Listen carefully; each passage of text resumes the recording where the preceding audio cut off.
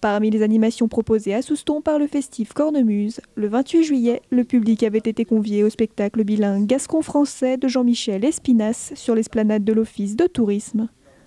Je suis essentiellement bouhaïra, donc je joue de la bouha des Landes de Gascogne, je joue aussi de d'autres cornemuses occitanes.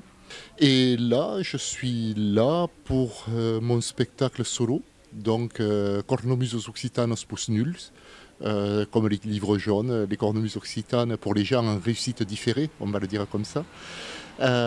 Où je raconte un peu, j'entremêle des légendes fondamentales, des mythes fondateurs des musiques, de la musique, l'histoire des cornemuses depuis il y a très longtemps dans les vallées de l'Inde et les personnages rattachés aux joueurs de cornemuse. Donc dans les contes, on trouvera le diable, les loups, etc. Puisqu'on est censé savoir un tas de choses et être de drôles de personnages, enfin les autres, pas moi.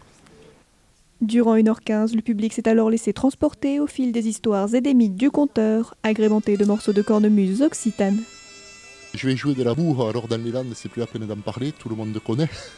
Je vais jouer de la boudègue ou la crabe, donc c'est une des plus grosses cornemuses de la famille. Elles viennent de la montagne noire, donc à l'est de Toulouse, Revel, Castres, Mazamet, Carcassonne, Béziers, cette zone-là. Donc il y a une cornemuse très différente de par la fabrication, la typologie et le jeu proposé. Et je vais aussi jouer d'une cornemuse qui, elle, n'est pas occitane. Donc c'est des cornemuses qu'on retrouve dans les romans de George Sand. Et tout ça sans jamais savoir si c'est mythe, réalité, invention, délire. Toujours pareil, les autres, pas moi. Un spectacle en extérieur ouvert à tous pour ce festival qui tient chaque année à faire partager la culture au plus grand nombre.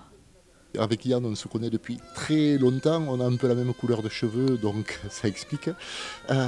Puis je trouvais vraiment cette idée de festival ancré sur un territoire qui n'était pas une espèce de prestation virtuose de quelques artistes qui viennent, qui repartent.